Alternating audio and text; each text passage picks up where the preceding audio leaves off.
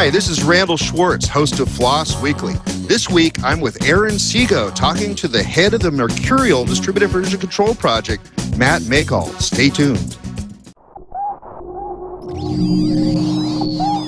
Netcasts you love. From people you trust. This is Twit. Bandwidth for FLOSS Weekly is provided by Cachefly at CACHEFLY.com.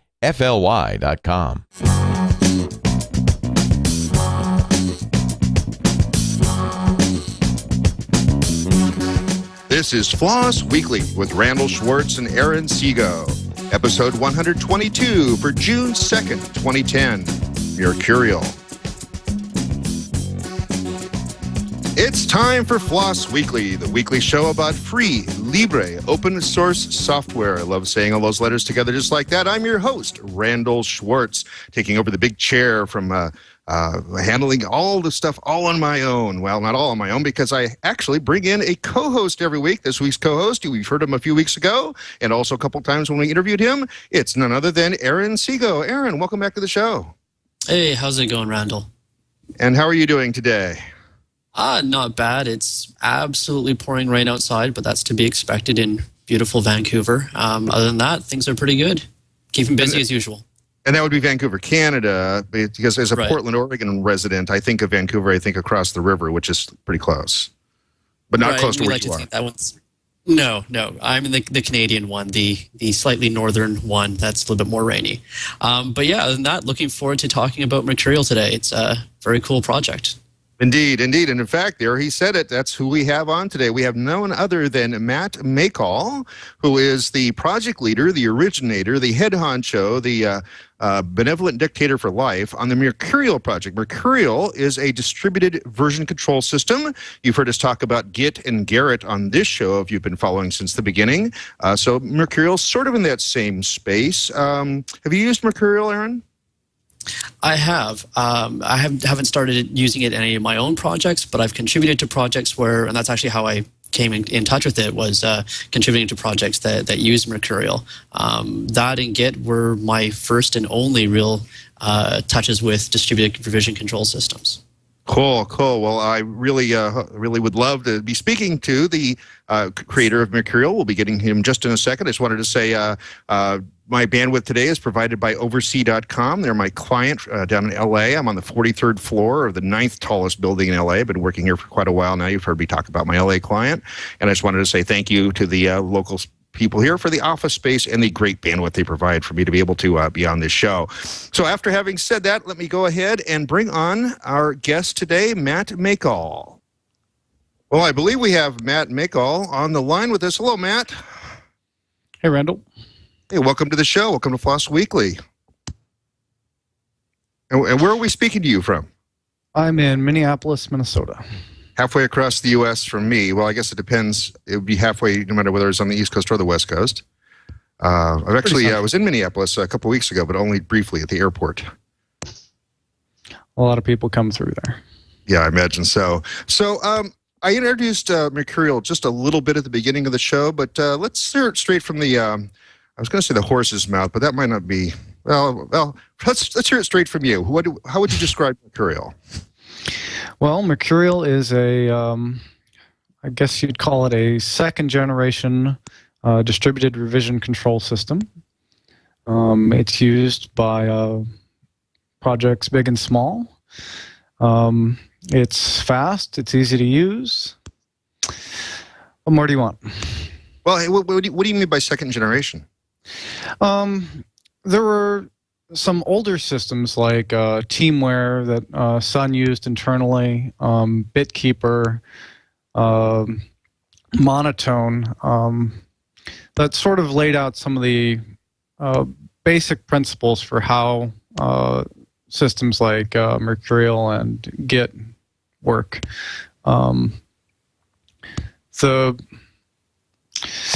Probably the most distinguishing things between the two generations is speed. Git and Mercurial were both designed from the ground up to be much faster than their predecessors. And so distributed version control systems, just for our members of the audience that aren't familiar with things like Git and Mercurial, how does that distinguish from, say, something like CVS or SVN or maybe other things that people might be more familiar with? So the basic idea is that rather than having a central repository where everyone basically has to line up to check into the repository and has to have permissions to check into the repository, in a distributed system, everyone basically has their own copy of the entire history of the project and can do their own commits locally without needing any permission from anyone else. And then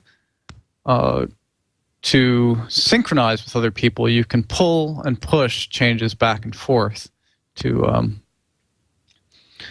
make things happen. So in a traditional system, I would have to be like if I was using, say, SVN, if I wanted to make a commit, first I'd have to be online. I couldn't be like sitting in a park bench with my laptop or 30,000 feet with my laptop, unless I happen to have Wi-Fi there, which is actually more and more prevalent now. But I'd have to be online, and then the moment I made a commit, everybody else would automatically see it then. Right. And you'd also have to have permission. You'd have to be part of whatever project you were using to do that. So if you were just, a tinkerer and you wanted to take advantages of source control, that is problematic with centralized systems because you don't have permission to push into the central system. So whereas if I'm, want to make a change to a project using a distributed system, I can just pull the whole history. I can start making my own changes and committing them as I would as if, I own the project. And then at some point down the line, if I want to contribute those patches upstream, I can say, or, just make them available to the rest of the world, I can publish that repository. And now everyone has access to it in the same way as if it were part of the central system. And this gets around the vetting. This gets around the vetting process that we used to call getting a commit bit, right? Whatever that was, whatever that meant. Right. In older systems, being a committer is a very essential thing to being able to do to work effectively. If you're using a distributed system, you can still have the benefits of being able to use source control to do your work without having to have anyone trust you.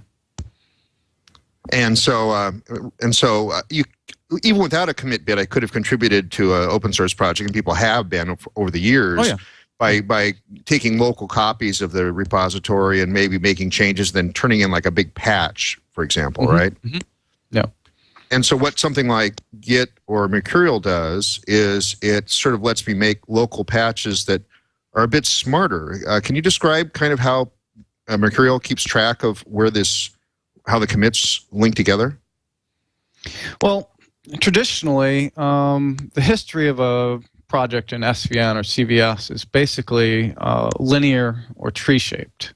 And Mercurial or Git or Bazaar or other projects, the history is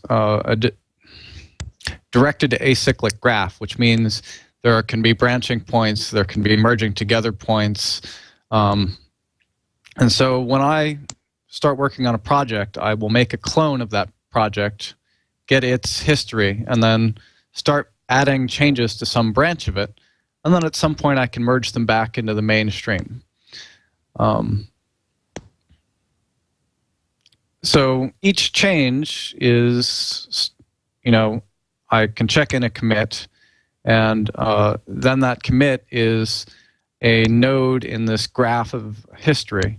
And then I can say, pull this change for me or merge with this other change. So as opposed to, say, patches that are sort of loose and simply say, well, here's the old version of the data and here's the new version of the data, these commits are actually smart. They have some sort of identification tag inside of them so that Mercurial can kind of piece it all together in a real specific way. Right. They're in a particular relationship to every other change set. So every change set has parents and children. Basically, it has a fixed location in history that is never changed. It also has... Sorry. Go on. Go ahead. It also has a unique change set hash, which is a cryptographic identifier that basically summarizes the entire contents of the project at that moment in history, so that whenever I'm talking about a particular change set, I can refer to it by its hash, and you'll know precisely what bits I'm talking about, regardless of whose machine they're on. So I'm pretty familiar with Git, and I'm not really familiar with Mercurial yet, except for the materials I've been studying the last few days to try to catch up for this class or for this talk, this podcast. How would you distinguish Git with Mercurial? We might as well get that question out of the way. Well, first I'll point out that they're extremely similar in some ways. That's because they both share a common history with a project called Monotone. Mm-hmm. Monotone basically is what introduced the cryptographic components that both Git and Mercurial use, using SHA-1 hashes, hashing the contents of files and directories and change sets to generate these unique hashes, and using a tree shape or a DAG-shaped history graph. So when Mercurial and Git were started basically on the same day for basically the same reason, which is that BitKeeper was revoking its license for use for open source projects.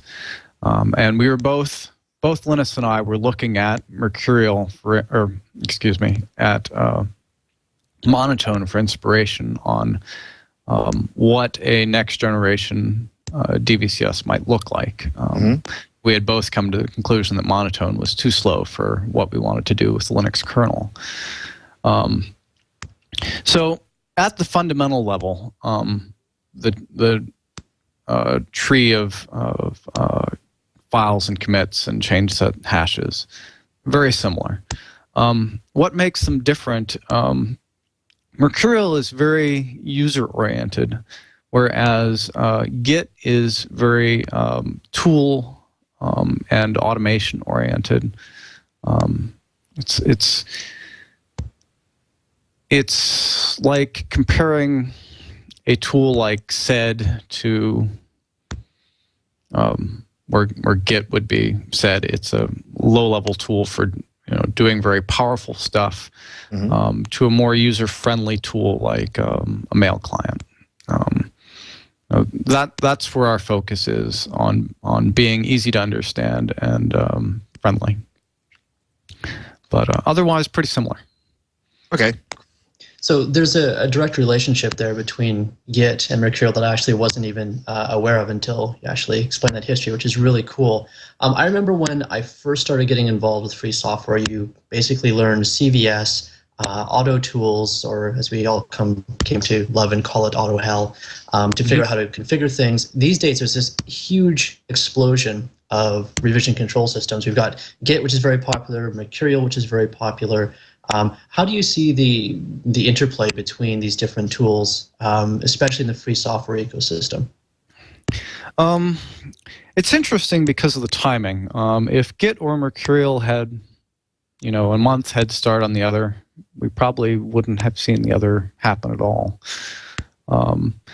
As it happens, both have very large and fanatical and happy communities. So, I think they're both around to stay for the long term. I'm not so sure what the viability of some of the other systems that we've seen are, and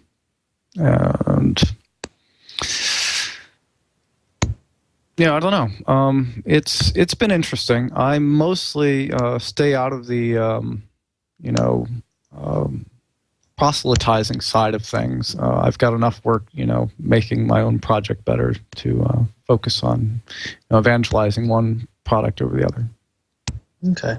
One other question that really came to mind while you're talking about, the distributed nature of it, is in a project where you're trying to keep, some oversight, and you don't want just random people randomly, committing things. How do you maintain some sort of oversight and control in a final project, like with the Linux kernel, for instance? That's obviously a very important aspect of keeping the quality high, is making sure that the code that actually gets shipped to end users is vetted. How does that work in a distributed system? Well, let me talk about how we manage the Mercurial project itself. There is only one person who has direct commit access to the main Mercurial repo, and that is me. There are a bunch of people, about a dozen, a handful of those are actively developing at the moment. People in a group called the Mercurial Crew, who have direct commit access to a repo called Crew.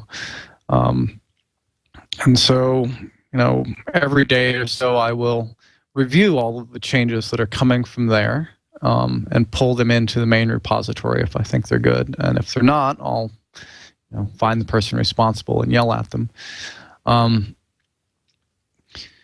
And then we also take patches off the mailing list, and apply those to either the Crew repo, or if it's me, I apply them directly to my repo and then publish them. But everything goes through at least one layer of review before it gets into the project. A bigger project like the Linux kernel does much the same thing.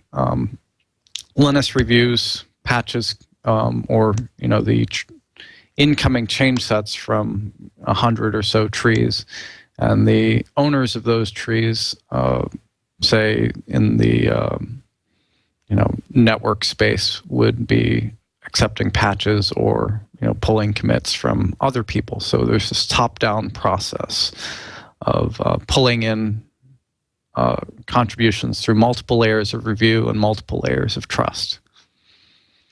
So is that something that takes a lot of your time? I'm actually sort of curious about something with a project the size of Mercurial, about how much time you spend pulling in stuff from your lieutenants, then your committers.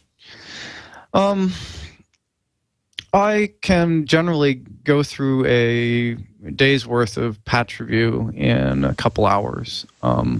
The stuff that comes into me from Crew, those guys already, know what my tastes and concerns are. So I generally only have to look out for, the more obvious issues that I might have with something. But for the most part, I can just read through the list of incoming change sets and say, oh, that looks pretty good. That looks pretty good. The code's the right style.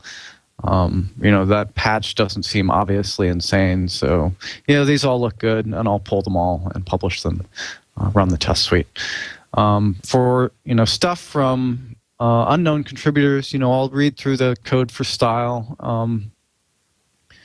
give some thought to, what the implications are down the road if this is going to break compatibility or that sort of thing. Have the usual back and forth. But in terms of reviewing stuff that's, already accepted into the project through Crew, that tends to be a pretty fast process because my lieutenants are actually very good. So how is this like this can't be your day job then, right? I mean, you're not selling Mercurial. Are you selling Mercurial services, or are you working for some other project, and it's just a labor of love, or how does that work out? Well, it started as a labor of love about 5 years ago. And actually, April of 2005 was when I started. Mm-hmm. I was spending 20, 30, 40 hours a week working on it, in my spare time. Quickly got picked up by a number of projects. Various companies have paid me to add particular features over time. So, for instance, Sun paid for the rename support that got added early on. Some other features have been supported like that. I've also, for a while, had a consulting and support business around it. The new thing, though, that I'm doing is I'm asking major contributors or major users of Mercurial to contribute to basically making this my day job. So actually, as of yesterday, I am working full-time on it, and it's all through donations from supporters. Oh, congratulations. I'm sure it's a milestone for you. Is that something you even imagined when you started this? I hadn't thought of that particular business model. I had originally hoped that I would be able to support enough of my time to work, say, half-time on it through support contracts and that sort of thing. That model wasn't working because actually the demand from my time working on the project was higher than half time, and the amount of support contracts I was finding was not quite enough to justify the amount of time I was spending on it. So I was actually having to spend a lot of time back in my old world, which is Linux kernel development, to pay for my time to spend on Mercurial. So now I think this is a little bit more balanced. What made me realize it might be possible was earlier this year we asked around to some funders to help us put together a sprint in Paris with a bunch of our key developers, and the response for that was very encouraging, and clearly a lot of people were interested in supporting the project in that sort of way. So I reached out to some companies to see if they would be interested in this new model. So I think that's going to work out well. So you mentioned earlier about the rename support. I know that one of the things that distinguishes Mercurial from Git is the recording of explicit copies and renames. Can you tell how that helps Mercurial, and is Linus just wrong on not recording that, or? I think Linus has a very good point on that. One of the things that is interesting about version control is that when you have a default, like commits or renames are a great example. Usually you don't remember to tell the tool that you've renamed something until after the fact. Or in CVS, you forget to tell CVS that a file is binary until someone down the road actually tries to check it out and it breaks because it's not binary. And all the keywords get expanded or something, which really messes that up. It breaks. Yeah. So having to have the user tell the tool something often is a bad idea. Renames are an example of that. So if you can get a system that figures out renames on its own, that's very powerful. It's also kind of expensive. Git is basically every time it's doing anything with a rename, it's guessing, and you can usually make very good guesses, but it's expensive to make smart guesses. Yeah, I've noticed that sometimes I have to commit something just renamed by itself and then make another commit with some content change, otherwise it doesn't recognize it over the two steps. Right. So, I think we are probably going to eventually add support for, Git-like smarts of detection at merge, where if you've forgotten to record that something is an explicit copy, it'll still figure it out. But I think there is probably still some value to explicitly recording copies and renames up front. So I think we'll eventually see both in Mercurial. Cool. And Git's written in some mishmash of C and Shell and Perl, and I don't know, is there any Python in there yet? There might even be some Python in there. There's probably a little. What's Mercurial written in? So Mercurial is almost all Python. In fact, you can run it in pure Python if you want. Some of the most performance-intensive parts, like parsing its binary formats, are done in C, but that's probably about 5% of the code. And how did you choose Python when you started? It just happened to be the language I like to do most of my prototyping in. It's very simple to get simple things up and going, much like Perl in this way.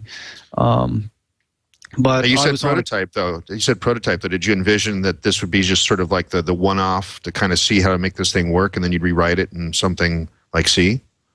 No, I'm not really a believer in completely rewriting things. But Okay.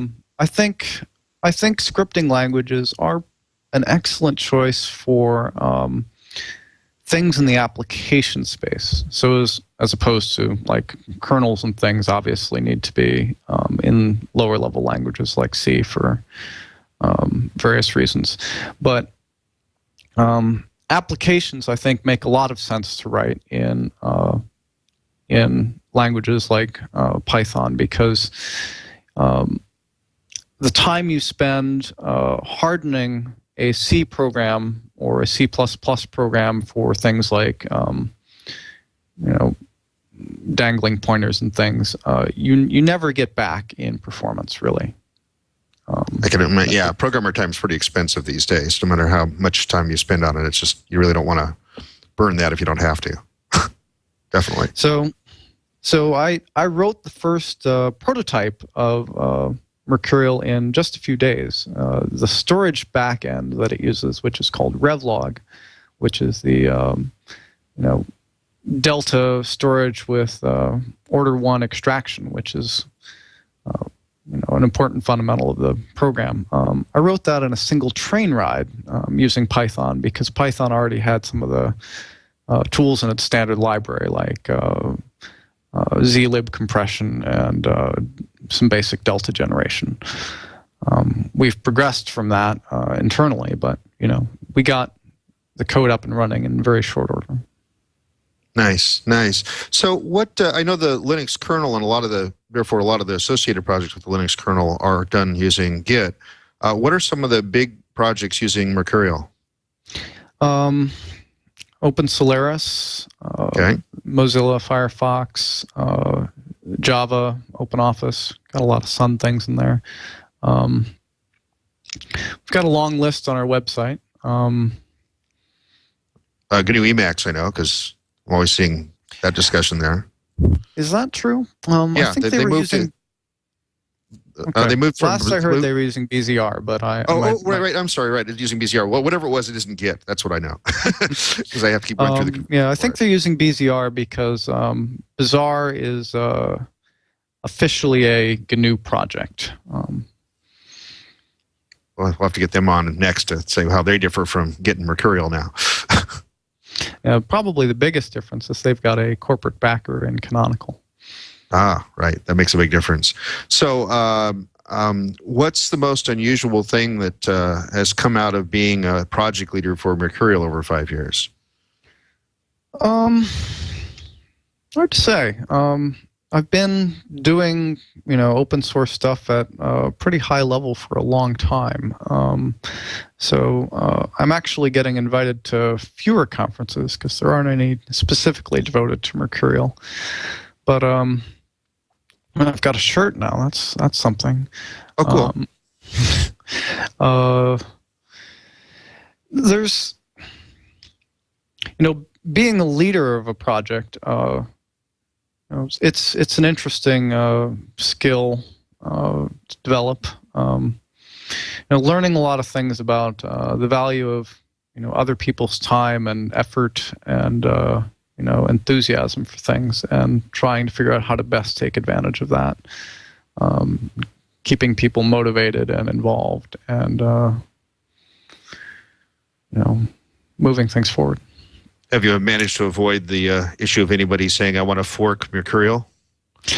I don't think that's ever come up. So yeah, I think we've steered pretty well clear of that. I think most people are pretty happy with the way I run things. I can be kind of grumpy at some times, but I try and be really appreciative of people's contributions.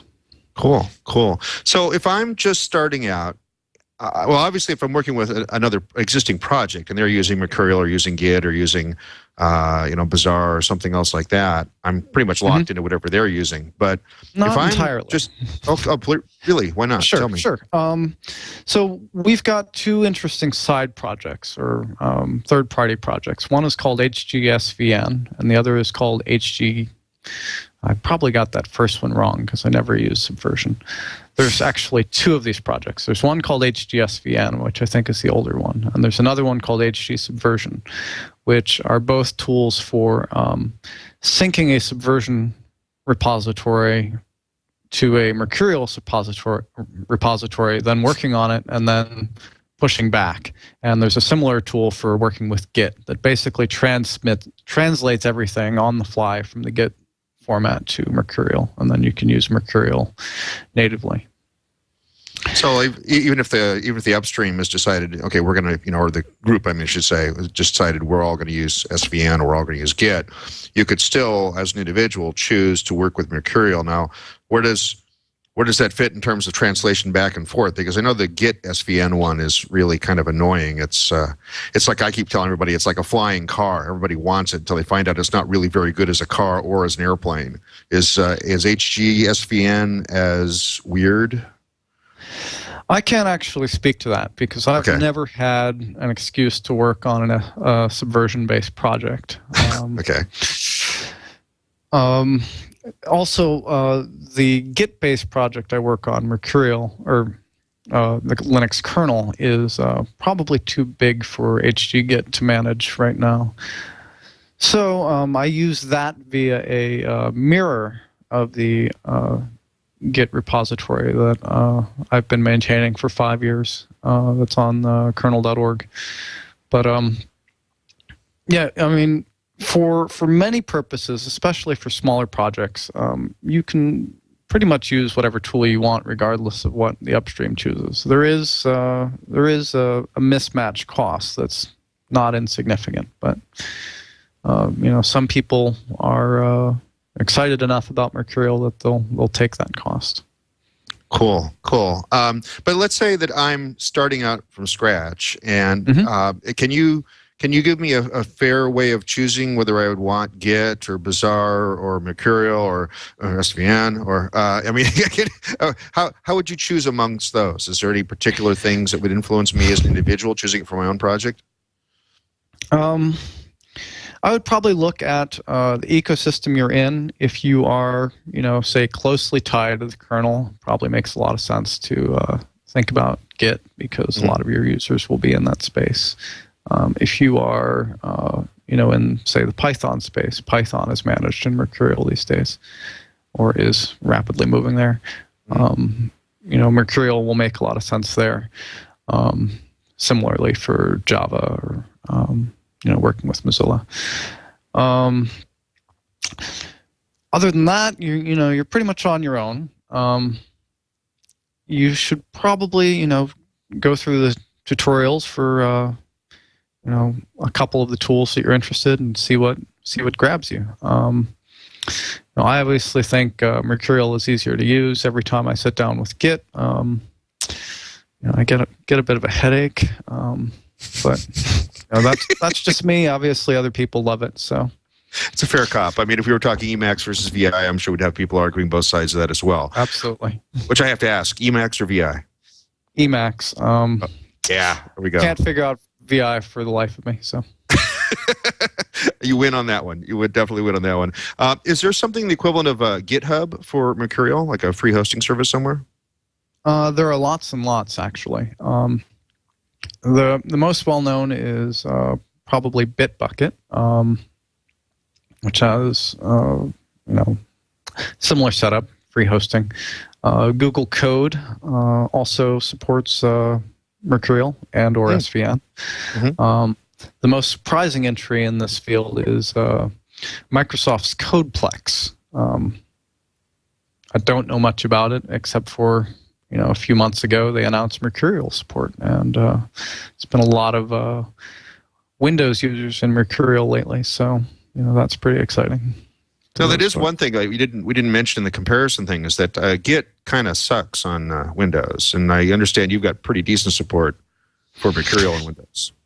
Yes, it mostly works pretty well. There are a lot of annoyances in the Windows API, especially around file name case sensitivity, which there are some minor wrinkles that we could still iron out there, but it's mostly pretty happy. There's a very nice front end that a lot of people like called Tortoise HG. That hooks into the Windows shell. Lets you manage stuff directly from the Explorer. Cool. Is there anything, I'm not trying to make sure we've covered everything that we've wanted to cover today. Is there anything else you want to make sure our audience knows about Mercurial? It's free software. It's the best thing out there. Are there books and tutorial websites? Yeah. There's a book from O'Reilly called, let me see if I can see it on my bookshelf over there. Mercurial, the Definitive Guide. Okay. Got a Japanese book. If you happen to speak Japanese, I can't tell you what it's called, but it has Mercurial in the name. And I believe Joel Spolsky has plans to publish a book to go with the work that Fog Creek is doing around Mercurial. They've also got a website Joel Spolsky does called HGInit, which walks you through it. We've got tutorials on our website. The book is, the O'Reilly book is open source, by the way. You can go to the book's homepage and download PDFs and read HTML. So that's pretty great. Very cool. Very cool. Well, unfortunately, I think we lost Aaron, but I just wanted to thank you for coming on the show today and telling us about Mercurial. Appreciate you taking some of your time and hope that you enjoy the, hopefully it's sunny Minneapolis weather today. Yeah, it's not as nice as it was this weekend, but it's not too bad. Cool, cool. Well, thanks a lot for coming on today's show on FLOSS Weekly. Thank you, Matt. Thank you, Randal. And that was Matt Mackall, who is the project leader for the Mercurial project, the distributed version control system. And I believe we've lost Aaron, unfortunately, so I guess I have to finish out this show all on my own. I will let you know that we do have some upcoming guests. Next week, we are talking to Nicole Yankovic, I think, one of those two. She's going to be talking about the Open Wonderland project, which is the open source equivalent of the old, I think, of the Alice project, which is 3D immersive worlds. Should be really fun to talk to her about that. Following week, we got Matt Ray, Mark Hinkle, who are going to talk to us about Xenos, monitoring platform, to allow you to make sure that your hundreds of machines in your racks are all up and running and get little alarm bells when they don't. Anthony Bryan of Metalink, which is a universal identification system for how to identify that resources are available to download. We have also Michael Aidima. I'm going to have to ask these guys how to pronounce their names. It's just really the way it works. We're talking about Escosia PBX. Escosia PBX is a Soho sort of small office, home office PBX system in a very small package. So you can put it in an embedded Linux system, for example. Guillermo Amaral is going to talk to us about FLOSS in Mexico, open source stuff in Mexico. I'll be at, we also then, I think we're planning a live show from OSCON, the open source convention, and I've been talking to somebody who's been on this show a couple of times already to actually co-host that show with me, so that'll be a real good one if I can pull it all together, but we'll just have to hint at that coming up soon. Aaron, are you here? I am. Hopefully you can hear me. I can hear you now. Yay. Well, I've just run through, I don't know how long you've been listening, but I've just run through the list of all the upcoming guests, and any of those sound interesting for you? I caught about just the last 10 or 15 seconds. I've been wrestling with Pulse Audio here, and it mostly won, I'm sad to say. But I'm here, and yeah, I've actually looked at the list of upcoming guests on the website, and as usual, it's going to be a great list, or a great group of people. So great. Yeah, it's always a lot of fun. Are you going to be at OSCON? I'm not. I've actually got a scheduling conflict. That's kind of what happens when I guess you're here and there and everywhere. But I understand you will be, as usual. I will be, and I'm hoping to do a live show for FLOSS Weekly from there. That'll be a lot of fun. I'm also going to be at the yet another Perl conference, North America, teaching some Perl classes. I'm teaching learning Perl all in a day and intermediate Perl all in a day. So if you really want the drinking out of the fire hose, I'll be there teaching. I think there's still a couple of open slots for that if you go to the YAPC North America page for that. You can follow me on twitter.com/Merlin, MERLYN, find out where I'm going to be, and find out when I'm doing my live streaming for karaoke, which I won't be doing tonight because I'm still traveling tonight, heading back home from LA. Aaron, what are you doing coming up soon? Well, I'm pretty much focused right now on the Academy event that's coming up in the beginning of July in Finland. It's KDE's big event. I'm giving a keynote there, and that's got me hustling and bustling as far as what I'm going to present to try and light a fire underneath the project's collective rear and maybe move us up to the next level, one hopes. So, and where do we find out more about you? You have a blog or something? I have a blog. You can find me, Seigo, Seigo, at blogspot.com, where I try and blog my non-random thoughts, the random thoughts I keep for somewhere else. But you'll find my hopefully non-random thoughts there.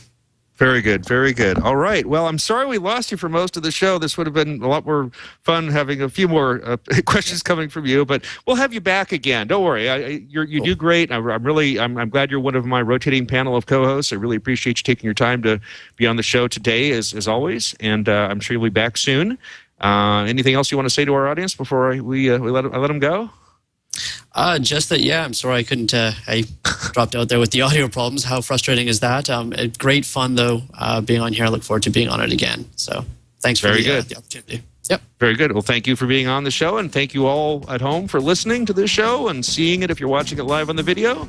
And by the way, we tape 9:30 a.m. Pacific time. That's 9 and 7 is 16:30 Zulu in the summer on Wednesday mornings. You can also go to the live.twit.tv page to find out where our shows are coming up and all that sort of stuff. You can also go to twit.tv/floss to figure out what our upcoming shows might look like, and even to make suggestions. That's where to go for that. So as I always say, we'll see you next time on Floss Weekly.